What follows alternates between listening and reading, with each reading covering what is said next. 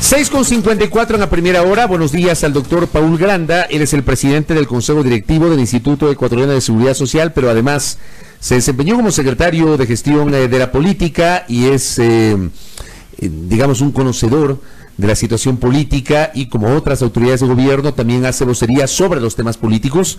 Le hemos invitado a Paul Granda para hacer una valoración de la coyuntura derivada del proceso electoral del último fin de semana.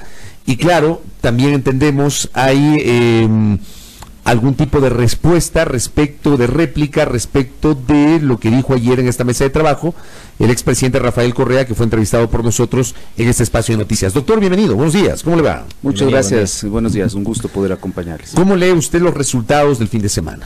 Bueno, nosotros desde el gobierno nacional ratificamos, digamos, ese compromiso que planteó el presidente de la República con la democracia. Es decir, primero tener un Estado que no delibera, un Estado que no inclina la balanza a una u otra fuerza política. Es decir, la decisión fue separar al Ejecutivo de la política, por eso no se expresó ningún apoyo a ningún candidato, para que la ciudadanía se exprese con absoluta claridad, para que la ciudadanía se exprese con absoluta libertad. Y precisamente la idea fue garantizar la transparencia, garantizar la independencia en este caso, y yo creo que el pueblo se ha pronunciado como decía hace un momento, con absoluta libertad. Es decir, usted tiene candidatos que, sin representar a organizaciones políticas tradicionales, que sin representar al ejercicio de la política tradicional, efectivamente hoy llegan a obtener el apoyo popular y obviamente ejercerán las funciones de alcalde, prefecto o de presidentes de juntas parroquiales, según sea el caso en cada una de sus circunscripciones territoriales. Y yo creo que se ha reafirmado la democracia, se ha reafirmado la participación, se ha reafirmado, insisto, el respeto a la decisión popular. Y nosotros como gobierno nacional vamos a trabajar como todos, como lo hemos hecho en estos últimos 2 años. Es decir, hemos trabajado con la derecha social cristiana en Guayaquil para impulsar algunos proyectos, hemos trabajado con Suma en el caso de Quito para sacar adelante varios proyectos de la capital y fundamentalmente el metro. Hemos trabajado con el alcalde Cabrera en Cuenca para que el tranvía se termine luego de que estuvo parada esa obra cerca de un año, y puedo poner algunos cientos de ejemplos. Con todos los municipios del país hemos trabajado. 1.400 millones de dólares, por ejemplo, hemos entregado en créditos a través del Banco del Estado a los gobiernos autónomos descentralizados en estos últimos 2 años. Entonces vamos a seguir trabajando con todas las autoridades electas, porque ¿qué es lo que quiere la gente? La gente quiere que se le resuelvan sus problemas, que las ciudades avancen, que las ciudades generen mejores condiciones de vida para todos y todas. Entonces, en esa línea de conducta nosotros vamos a ser absolutamente coherentes, ¿no? Este cambio que se plantea en el mapa electoral después de las elecciones del domingo, le pregunto, doctor Paul Granda, ¿podría provocar un cambio en el relato y en el discurso del gobierno con respecto de la política actual?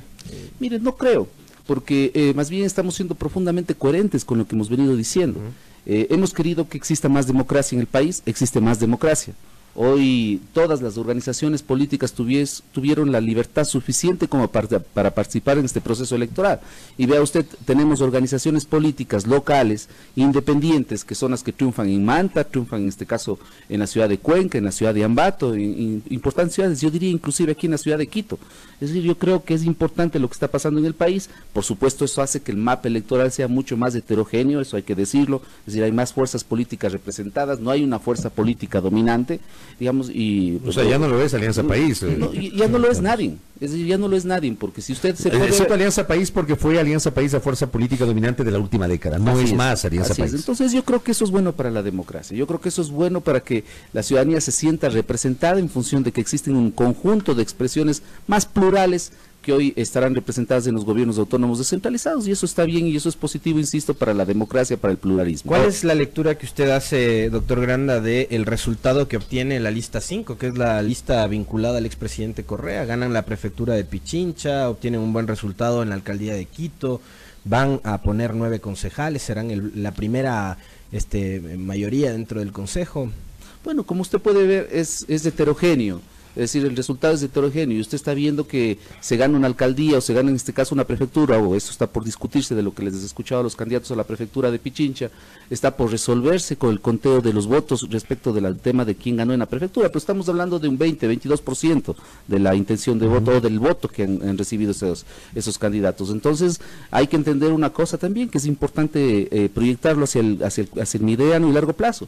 Es decir, que estas autoridades ganan con 1/4 de la votación de la población. Pero pero ganan. Sí, no se les puede restar legitimidad, porque son ganadores con las reglas impuestas por la ley. Por supuesto, y está bien, y nosotros la respetamos y la apoyamos, pero no solo eso, no solo eso. Eso quiere decir que las autoridades en ejercicio de sus funciones van a tener que legitimarse, y luego no tienen mayoría, entonces van a tener que hacer un esfuerzo mucho más democrático, un esfuerzo de unidad, un esfuerzo de construir propuestas conjuntas y de unir a otras fuerzas políticas para lograr una gobernabilidad. Insisto, eso es bueno para la democracia, nosotros lo respaldamos, por supuesto, y respetamos la voluntad de la gente. Y mire usted, solamente por poner datos del resultado de Alianza País, con toda la debilidad en la que ha estado Alianza País, con toda la problemática que ha tenido Alianza País, tiene cerca de 30 alcaldes a nivel nacional y 2 prefectos. ¿Sí? Eso muestra que existe una dispersión del electorado, y eso muestra también que los partidos políticos deben pensar en nuevos esquemas, nuevas organizaciones que sean mucho más abiertas, que sean mucho más flexibles y que sobre todo generen un proceso en el que se atraiga al votante con propuestas innovadoras, con soluciones a los problemas que tiene la gente en cada uno de los territorios. Ahora, yo hice ayer un breve recorrido para establecer un poquito el mapa político en las prefecturas de las 23 de las 24 provincias del país y en las capitales de las 24 provincias del país. Y, por ejemplo, a nivel de prefecturas, Alianza País por sí solo no tiene una sola prefectura. Es que el esquema de Alianza País fundamentalmente, una sola, en la situación en la que se desempeñó en este proceso electoral, fue bajo el esquema y la estrategia de generar alianzas a nivel provincial. Por ejemplo, en el caso de Clemente Bravo, que triunfa en la provincia del Oro, sí, es una alianza que se hace con 4 partidos políticos, con 4 organizaciones políticas. Pero, por ejemplo, el señor Bravo, ¿a qué organización política responde, pues? Bueno, él es de una organización provincial, digamos, pero es parte de la alianza con el Movimiento País, o es el caso de Magali. Él es del Movimiento Sur Unido Regional, entiendo yo, ¿no? Pero él fue auspiciado por Centro Democrático, Democracia Sí y Alianza País. Así es, porque no se olvide que nosotros tenemos un conjunto, y a esto como gobierno, un conjunto de organizaciones políticas que respaldan la posición del presidente Moreno, y entre otras usted acaba de decirlo, Centro Democrático, Democracia Sí, Ecuador Unido, y por supuesto el Movimiento Alianza País. Pero por ejemplo, ahí el señor Bravo no responde a Alianza País. No, pero no, pero es un trabajo bastante estrecho el que se generó con Clemente, a mí me consta, y obviamente él seguramente se corresponderá a la alianza, porque todos los votos sumaron para que él pueda llegar a ser prefecto. Adivine usted, o fíjese usted a quién vence, es decir, vence a Montgomery Sánchez, que ha sido prefecto, a Carlos Falqués, y al actual prefecto Quirola, es decir, Clemente representó esa opción, esa alternativa que la gente buscaba con nuevos candidatos, ¿no? Pero la intención del gobierno era no fortalecer Alianza País, eso está claro. Mire, es que había una discusión interna importante, es decir, había un cierto sector que consideraba que Alianza País debía seguir bajo los esquemas que se habían venido llevando en estos últimos años. Habíamos otros que pensábamos que había que reestructurar Alianza País y que había que crear un movimiento mucho más amplio. Seguramente eso será parte ya de la discusión interna que tengamos dentro de la organización. Pero insisto, yo creo que es importante resaltar una cosa que vale la pena no solamente resaltar, sino subrayar. Es decir, la posición del gobierno de independencia, de dejar que el ciudadano se pronuncie, en donde el Estado ya no es deliberante, en donde el Estado ya no pone la mano política ni financiera para apoyar a una u otra candidatura, yo creo que ha sido positivo y es positivo para la democracia del país. Está en los planes del gobierno, por todo lo que ha ocurrido en esta campaña, doctor Granda, proponer una reforma al Código de la Democracia. Hemos visto que esta dispersión, por ejemplo, hablando de lo que usted se refería hace un momento, del bajo nivel de porcentaje con el que llegan algunos alcaldes en sus ciudades, por ejemplo, mejorar ese sistema de inscripción de candidaturas, quizás limitar el tema del número de organizaciones políticas, que hoy el país llega a 280 en 24 provincias. La democracia siempre es perfectible, pero yo creo que hay que pensarlo a profundidad y tener una reflexión muy seria al respecto. Es decir, ¿qué quiere usted? ¿Quiere un país con un partido hegemónico? ¿Quiere un bipartidismo?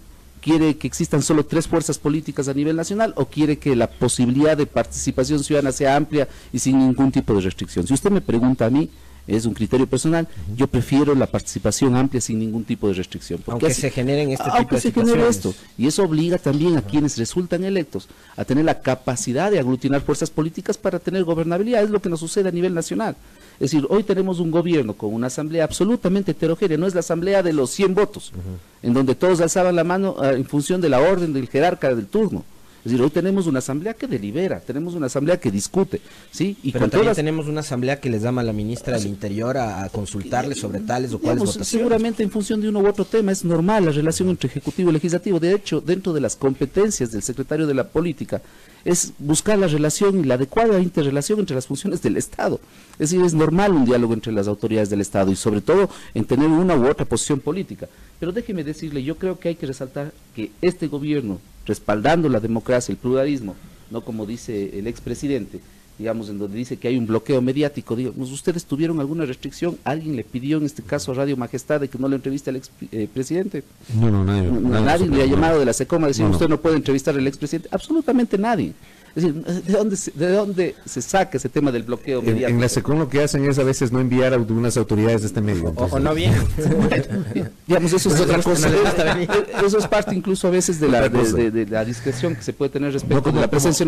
Como personas como usted, como la ministra Romo, como la gerente del Banco Central, como la ministra de Salud, que siempre suelen atender nuestras invitaciones, eso sí. Y hay que hacerlo. A veces se complica por asuntos de la agenda, de las labores que uno desempeña, pero lo hace con mucho cariño a todos los medios de comunicación y estar presente. Es decir, no existe ese bloqueo mediático del que se habla. Es decir, eso es absolutamente falso.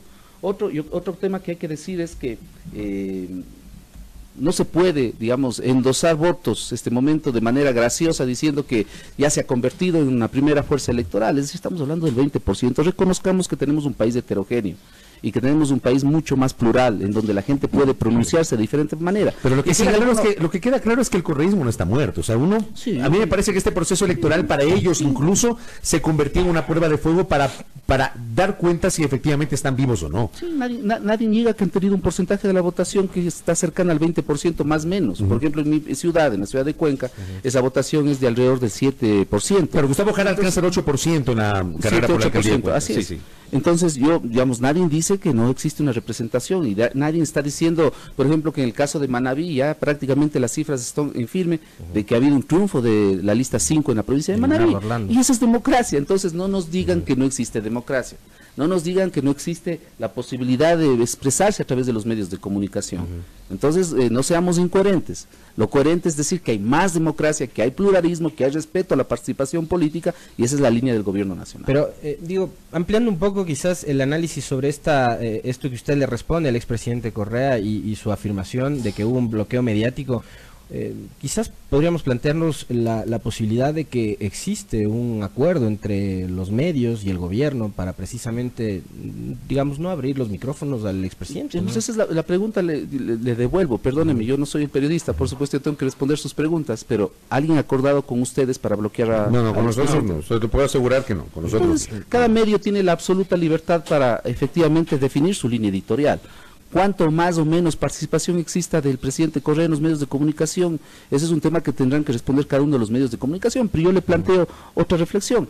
¿Por qué, por ejemplo, en redes sociales la participación del expresidente Correa, digamos, es masiva?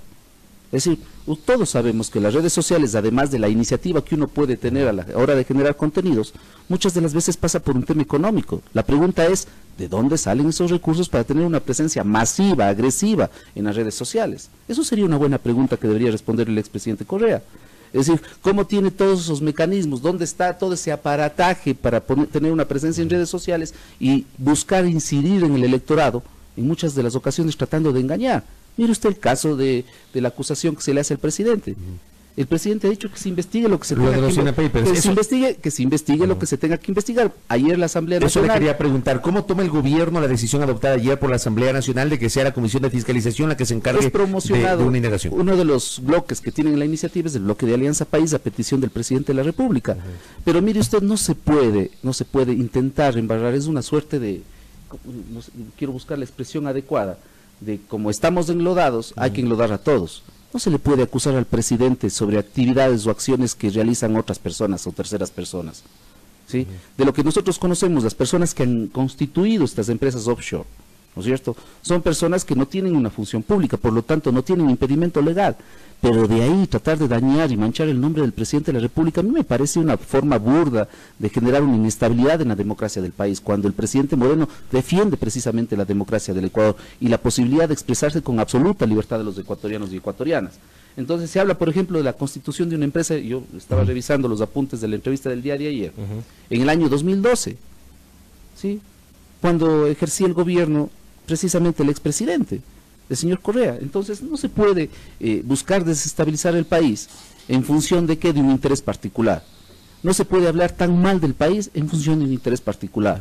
Es decir, la situación del país, nadie lo niega en materia económica, es una situación compleja y no es una situación generada por este gobierno. En 2 años no se puede generar una crisis que es la que hemos tenido que afrontar y vivir, cuando no hemos tenido incluso en muchas ocasiones posibilidades o la holgura económica suficiente como para implementar los proyectos de gobierno. O sea, hay que reconocer que el país estaba en una situación crítica, que no se venga a decir, y eso lo hemos corroborado en varios ministerios, en varias secretarías del Estado, de que la mesa estaba servida. Lo que hemos tenido que enfrentar ha sido una situación extremadamente compleja. Y permítame hablar en este caso de lo que conozco muy de cerca, el Seguro Social. La situación ha sido y es muy compleja en el Seguro Social. Que no se me venga a decir que el Seguro Social estaba perfecto y que existía una holgura económica para los próximos 20, 30 años. No es así. No podemos mentirle a los ecuatorianos. No había exceso de liquidez, como decía Rafael Correa en su momento. Existe exceso de liquidez, hemos tenido que extremarnos para tratar de lograr acuerdos, para lograr la confianza de organismos multilaterales, para obtener créditos a una tasa de interés que sea medianamente buena, es decir, de un promedio del 5% versus el promedio de la contratación de la deuda que tenían en los últimos años de cerca del 10%, superando el 10%. Entonces hablemosle a los ecuatorianos con la verdad. Y si queremos hacer una acción política que busque tener una posición alternativa del gobierno, ¿sí? Que dicho sea de paso, mi pregunta es, ¿por qué a los 10 días de que Lenín Moreno asumió el gobierno del señor Correa ya se puso en oposición? Porque sabía lo que venía desde el punto de vista económico, porque sabía que dividiendo el bloque generaba un problema de gobernabilidad al Ejecutivo. Entonces que no se venga a hablar de traición, yo creo que la traición está en otro sitio, ¿no? Doctor Granda, sé que tiene otra entrevista, lo último, ustedes, digamos, el gobierno, el propio presidente de la República en los últimos días hizo una denuncia respecto de recursos que fueron canalizados por un banco venezolano al Instituto de Pensamiento Político que lidera Rafael Correa. Ayer le hicimos esta pregunta a Rafael Correa, él dice que no son recursos ilícitos ni ilegales, que son dineros que tienen que ver con el pago de consultorías, que en su legítimo derecho, al ser una organización no gubernamental y él, al no ser presidente, se pagaron consultorías y que eso no tiene nada que ver o no está reñido con la ley. ¿El gobierno insiste en que es ilegal o es antiético este tema? Y con eso termino. Bueno, eso tendrá que determinar la justicia, pero evidentemente está claro la relación de financiamiento de Venezuela, digamos, a una organización política o a un grupo de políticos que están buscando desestabilizar, por un lado. Y por otro lado, no solamente reconoció de que Venezuela financiaba, sino que también Rusia está financiando, o alguna organización rusa, o algún canal de televisión, o algún medio de comunicación ruso está financiando esas actividades. Entonces ahora se comprende por qué Fernando Alvarado está en Venezuela, cuando hay actos de corrupción que están siendo juzgados en la justicia ecuatoriana. Pero Correa tiene un programa en un canal de televisión ruso, Rusia Today. Sí. Entonces lo que quiero decir con esto, está claro que existe ahí una acción concertada. Y eso tiene que estar claro y debemos estar claros los ecuatorianos y ecuatorianas. ¿Qué es lo que va a hacer el gobierno? Seguir actuando y trabajando por la gente. Más allá de las dificultades, buscar superar esas dificultades para garantizar la educación de calidad, para garantizar los servicios de salud, para salvar al Seguro Social y proyectar al Seguro Social y darle sostenibilidad a los próximos 30, 40 años. ¿Qué se está haciendo para lograr vivienda? El presidente del directorio, doctor. Como ustedes saben, nosotros hemos diseñado ya una estrategia al mediano, al corto, mediano y a largo plazo. El largo plazo es el acuerdo nacional. ¿Por qué? Porque hay decisiones de carácter estructural que debemos tomar todos juntos para sacar adelante el Seguro Social. Entonces, en eso estamos enfocados como gobierno nacional, en buscar solucionar los problemas de la gente. Y si tienes por un lado un expresidente que busca desestabilizar, que no para, mire usted los twitters, todos los twitters, a mí me resulta enfermizo toda esa información negativa que lanza desde su Twitter, tratando de desprestigiar al gobierno y al presidente de la República. Párele un poco. El ecuatoriano y la ecuatoriana lo que busca es resolver los problemas. Mire usted cómo se ha pronunciado la gente en varias ciudades, en varias provincias del país. Se ha pronunciado por offsiders porque se cansó de los políticos tradicionales. Porque los políticos tradicionales pasan solamente en la bronca y le mienten y le engañan. El gobierno nacional por eso respeta la democracia y lo que va a hacer el gobierno nacional es duplicar, triplicar el esfuerzo para sacar adelante el país. Hay que trabajar por el país en positivo. Esos mensajes enfermizos, negativos, persistentes, no le hacen bien al Ecuador. Le quiero comprometer a Paul Granda para que en la próxima oportunidad que nos visite, porque algunas personas nos han escrito, podamos abordar los temas de la seguridad social, del cual evidentemente está a cargo como presidente del Consejo Directivo. Gracias, doctor, por el tiempo. A ustedes muchas gracias y un buen día. Hablando de política con Paul Granda aquí en nuestros micrófonos, 7 de la mañana con 13 minutos.